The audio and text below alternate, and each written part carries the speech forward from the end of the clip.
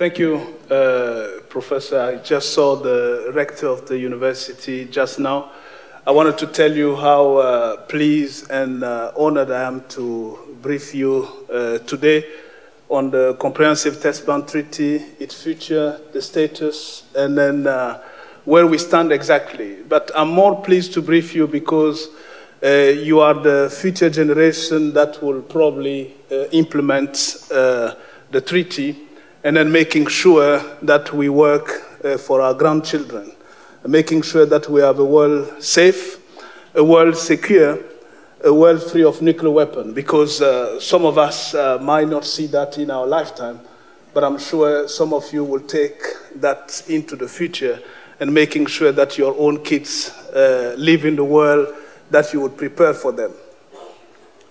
So when I say I'm privileged first to be working for this organization, to be leading an organization that is defending such a noble cause. When I say noble cause, being part of the process that leads to international peace and security, that leads to a world free of nuclear weapons, it's a noble cause indeed. And the noble cause is what you will be defending soon as future diplomat, future prime minister, future president, future you name it, because I was passing through the corridor, I was amazed to see the number of high-level people and officials today that are coming from this university. As you see, Oleg Roshkov is the director of one of my divisions. So Oleg is coming from this institute. So maybe one of you will lead this organization and lead many other international organizations to come. So this is why I say that I'm privileged and then blessed. And then I want you as well to feel privileged to be part of this university. Your professor was telling me that you call it the Harvard, the Russian Harvard. And I want to call it the Harvard Russian. So that you refer to the Russian Academy first before referring to Harvard. So now, what is the Comprehensive Test Ban Treaty? This is a treaty that was set to make sure that we ban all nuclear test explosion underground, underwater, in the air. Why? Because we're using 4 technologies that are there to make sure that our international monitoring system, our verification regime as a whole, is put in place and made available to all countries so that each and every one of them make sure that no nuclear test goes undetected. This is what the Preparatory Commission of the Comprehensive Test Ban Treaty is doing, and preparing the compliance to this treaty. So we call Preparatory Commission for the past, for nearly 20 years. This is getting a little bit too far down the line because those who have negotiated the treaty and then put it for signature in 1996 were hoping that the treaty will enter into force 3 years maximum. So we're 17 years down the line. The treaty is not into force for reasons that I will explain just now, for reason linked to an Annex 2 framework in our treaty that makes 44 countries ratification necessary for its entry into force. And among the 44 countries, Russia has indeed completed its due with regard to this treaty. Its political due as signing and ratifying the treaty, but it's technical as well as implementing the facilities, the international monitoring system facilities that are in Russian territory. So Russia has done its own work. Russia is among the 5 nuclear power countries that have signed and ratified the treaty. France is one of them, and UK is one of them. And then there are 2 remaining. The 2 remaining are China and the United States. The 2 remaining among the nuclear P5 are part of a group of 8 countries that are remaining and which ratification is necessary for the entry into force of this treaty. And those 8 countries, I'm quoting China, United States, India, Pakistan, Israel, Egypt, North Korea, and Iran. So those are the 8 countries remaining. And then if you look at the 8 countries, the majority is what we call the Middle East going. And then there's no surprise that this is a region where we have tension and a region where we're trying to work to be part of this process that will lead us to this international peace and security that we're seeking. So what are we doing with those 8 remaining as part of our process to prepare for the entry into force of the treaty? We've done our part technically because we've proven that this treaty is verifiable. And I'll come with 3 specific examples to tell you why this treaty is verifiable. And now we have to prepare the technical framework for the political setting to help us move forward with those 8 remaining countries, because they have their own national reason, their own domestic reason why the ratification is not effective yet. What we've done, we've engaged in discussion with the United States. We are still in discussion with them. The fact that they didn't ratify doesn't mean that they're not participating in our workings. The United States is the main contributor in terms of assessed contribution to the Comprehensive Test Ban Treaty Organization and its preparatory commission. They contribute to an amount of 25%. Russia is around 2.6% in terms of contribution because we follow the UN assessed contribution scale. US is participating at technical level. We have cooperation with all the US laboratories, with the Department of Energy, with the State Department, and then they're coming to our working groups in Vienna because those are the technical and political board that allow us to move forward with the implementation of this treaty. Talking about China, same.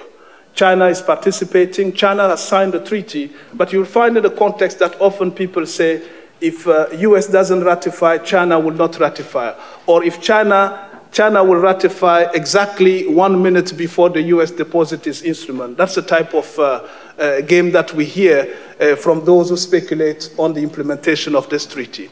But what we're doing, we don't have to listen to this. We have to see first how we can give the necessary trust, the necessary framework for those 2 countries to come together as countries from the P5, countries from the nuclear power countries that could ratify this treaty to set the tone for others to follow, to take leadership, because that's what we need.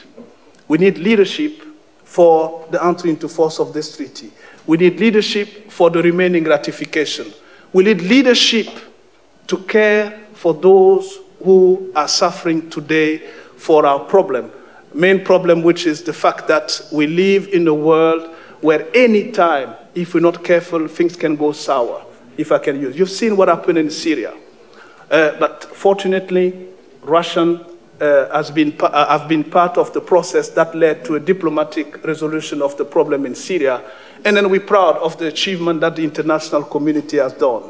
This achievement is giving more credibility to international organizations, more credibility to not only the OPCW, the chemical organization in The Hague, but to the United Nations as a whole, and then prepare a good framework for the CTBT as well. Because can you imagine if we didn't follow, or if the international community didn't take this setting and then there was something like a war starting in Syria without going through the framework of the United Nations, what would people say about the CTBT? Why should we ratify a treaty, or why should this treaty come even into force if we don't need it to punish any violator? So that's why what the resolution in Syria is helping the cause of the CTBT. That's my personal assessment. So now, I've put the political framework with hoping that we get China and the US. Now let's go with the remaining one. Egypt and Israel, we're trying to create a trust between those 2 and a trust situation within the region. And how are we doing this? As you know, I've talked about international monitoring system facilities. We have facilities in Egypt that are not constructed yet. We're trying to see how we can get those to be built so that people feel that the gap in coverage in the region, because what we have to do is to have those facilities to be able to have a detection capability in terms of monitoring that is effective to go as low as possible to permit a detection of low-yield explosion. And this is what we're trying to do. And we are in discussion with Egypt to try and see if they can help us build this station that is part of the international monitoring system. But why we think that Egypt might be receptive? Egypt might be receptive at a time because China has made a huge positive step for us. For the past 9-10 years, we've been negotiating with China to transmit data from the international monitoring system facilities that are in their territory. Recently, they've agreed to sign this agreement that will lay the framework for the transmission of data. And that's a positive signal that could have some reverberation with Egypt, with Iran, as we're talking to the high official there as well. So we're trying to create a situation where people don't feel like, why should I give this? Why should I give more if the others are not giving? Because I'm trying to quote a saying in Africa where they say, if two of you are fighting about money, it's because one is asking for more than half. Because if it's half-half, why should I complain? If you have $100 and then you give me 50 and then I give you 50, we're all happy. But if I tell you that I want 70, you'll have a problem because the money was given to both of us. I think that's the kind of situation that we're trying to avoid. At least give the perception that we live in a win-win situation. When there's a win-win situation, people think they see the feeling of caring for the other. And then when you see the feeling of caring for the other, you made already a huge step to solving problem. And this is what we're trying to do at the international monitoring system, with the technical framework, and with the treaty, a treaty that is important for international peace and security.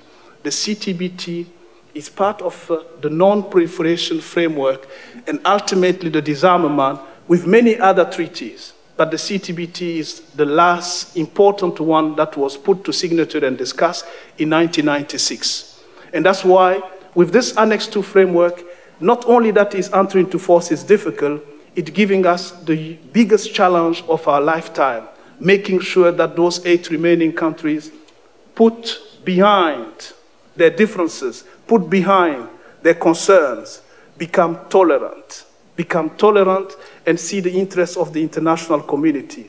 Feel about human dignity, feel about justice. This is what we have to work towards. We have to make sure that this is a common understanding within those countries as it has been for the 183 countries that have signed this treaty. Because 183 countries have signed the CTBT and 161 have ratified the treaty.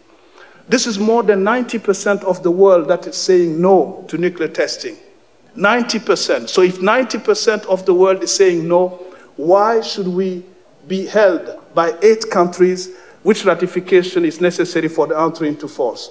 We understand it's a framework, but we have to work towards taking into account their concern so that they understand that when the majority is going somewhere, the others should follow. Because this is what I understood by democracy as well. Because in democracy, we follow the majority.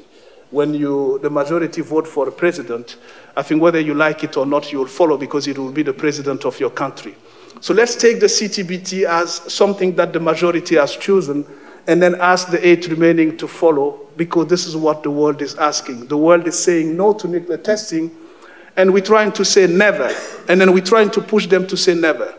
And then I'll come to something that you should realize. Since 1996, the CTBT has been like a de facto moratorium where no nuclear test has happened, except if I take the 98, India and Pakistan.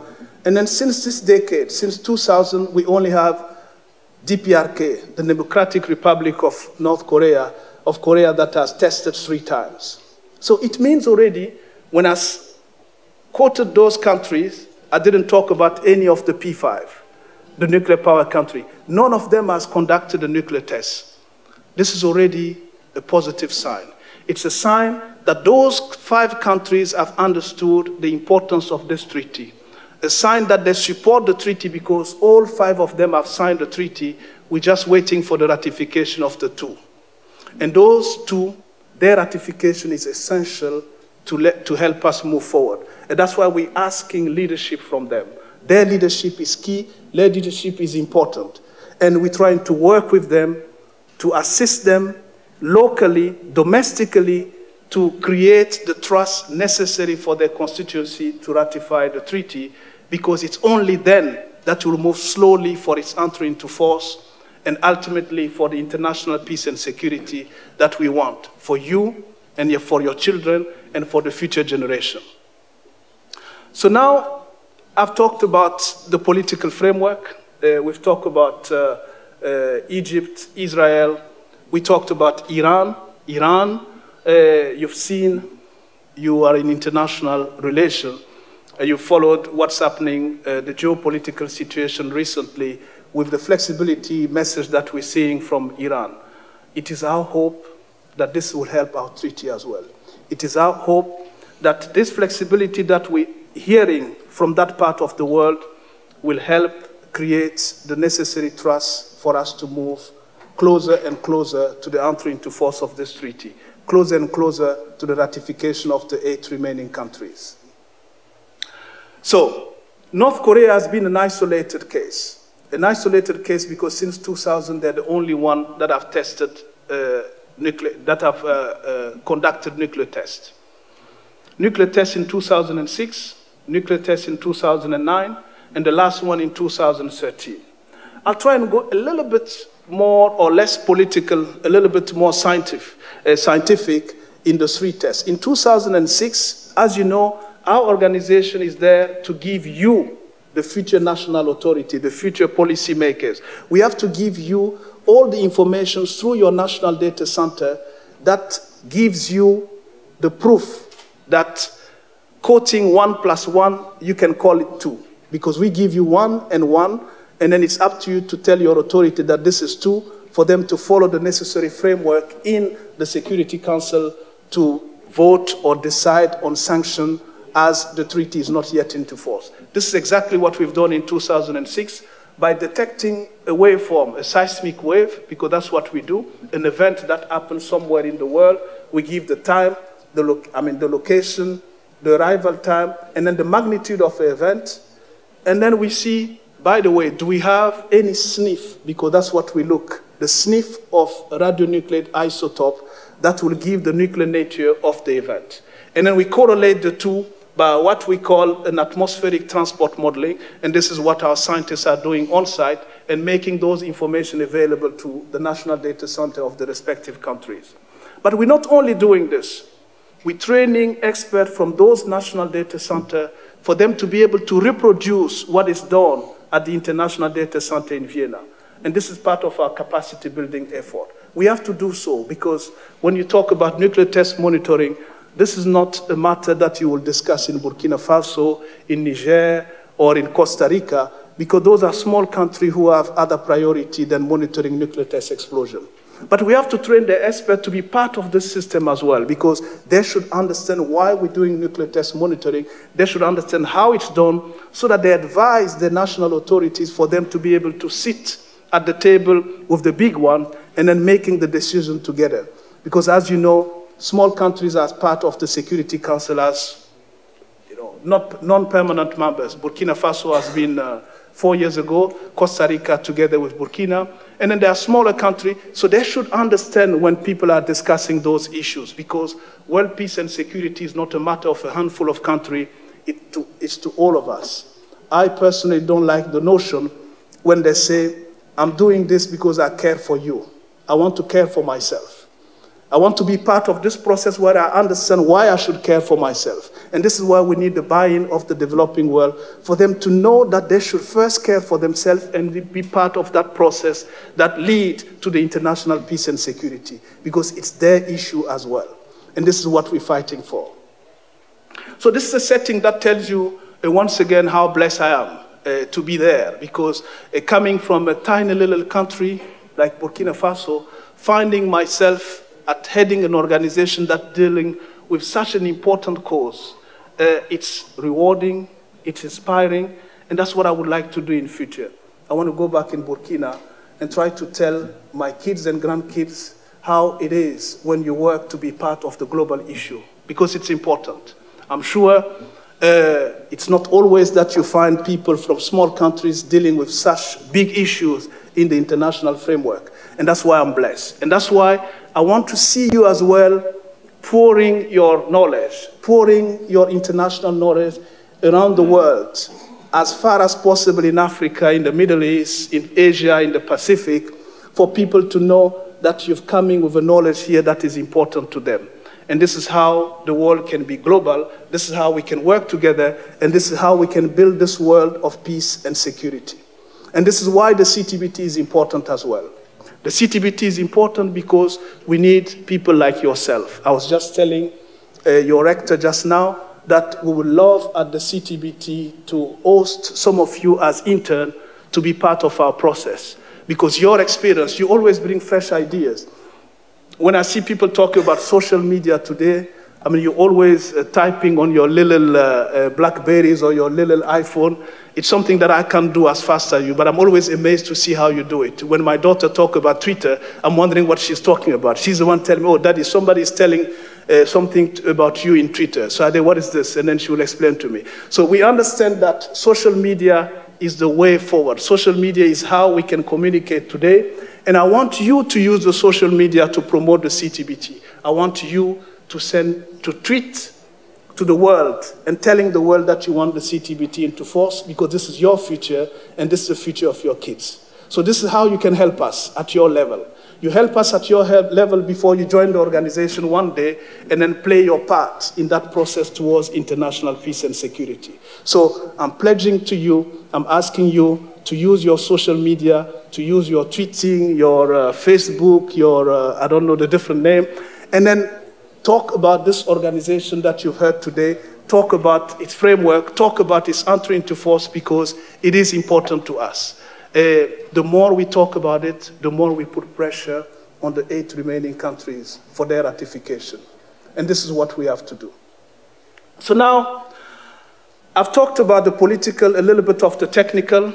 I want to give you the example of the 2013 DPRK test. Forgive me if I go a little bit too technical because that was an important framework. So we have an event in the Korean Peninsula. You wake up one day, you hear there's a noise like an earthquake. It's detected by our international monitoring system. We say it's somewhere in the Korean Peninsula.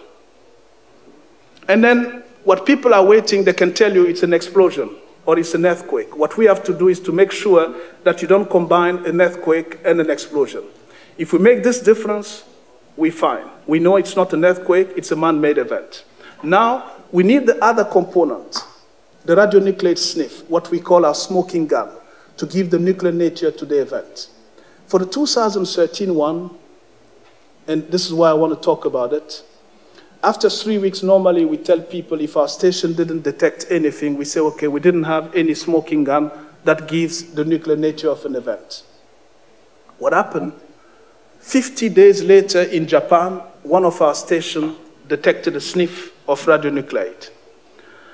And that sniff had 2 isotopes that we could use the ratio to see when the fission that produced those isotopes could come from and when it happened. We did that and then we found that it was exactly 51 days plus or minus 3 days. So it's getting us closer to the detection, but we have a problem. We've told our member state already that we didn't detect anything. So there's only one scenario where you can see things like that. If somebody has done a drilling at the test site or somebody has opened a tunnel where they did the test and then created a path that will give the condition of dispersion closer to the station and then give a detection. But as policymakers, you will realize soon when you take office in your respective ministry that countries have their national technical means.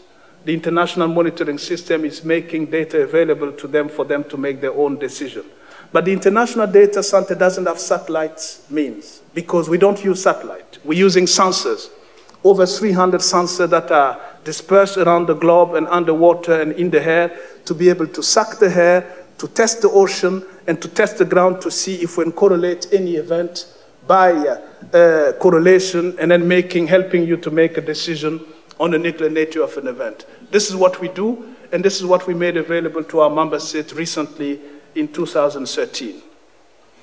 Now, since I'm talking about technologies, and I talk about the developing world, you know that if you go to a country like Niger or Guinea-Bissau, or Equatorial Guinea, and then you talk about you should ratify this treaty, you should sign, you should pay your contribution, they will say, monitoring nuclear test explosion is not my priority. So we have to find a way for each country to find its interest in this treaty. And that's why we've developed what we call the civil and scientific application of our technologies. And that's why we're participating in tsunami warning, assisting international tsunami warning organization with the wealth of data that we have, which are reliable, timely, which can help international tsunami warning organization to alert quicker than the data that they have nationally, their population with regard to a tsunami. And Fukushima is a great example. During Fukushima, an accident that put to test the 4 technologies of our system. The earthquake, we have our seismic that detected the earthquake. The hydroacoustic, which is one of the technology on the ocean, that could help put the waveform together to get the tsunami. And then the infrasound in Chilembis, if you remember, the meteorites that came into Earth was detected by an infrasound technology, which is part of the international monitoring system. And this is that infrasound technology that detected the explosion of the nuclear power plant in Fukushima. And then the radionuclide network, detecting the dispersion of isotope around the world, to show to the world that in 2 weeks, the isotope that came out of the Japan had made the round of the globe already. And this is what we are able to do. We are indeed the only international monitoring system that could give an idea to a group of isotope floating around the globe and then giving an indication of what impact that could have to the population. So this is part of the technology that we're using and how people can use it for climate change, environmental issue, health, for those, for instance, at the World Health Organization who will use our information, as well as the IEA. The IEA could use our data, making sure that in terms of seismic wave, they will know where, for instance, to site a nuclear power plant. You will not put a nuclear power plant where there's high seismicity, although we don't have much choice in Japan because Japan is a highly seismic zone. So this is basically how we're trying to build capacity and let people understand how important is our technology and then how useful it could be for their use. And this is how we get the buy-in of the developing world to combine their buy-in with the buy-in of those who take or feel that nuclear test monitoring is as important. It's important for all of us, but it's important for the international framework that want to make sure that we don't have a rush towards armament, a rush toward nuclear weapon. And this is what we have to do, and this is what the CTBT is there for.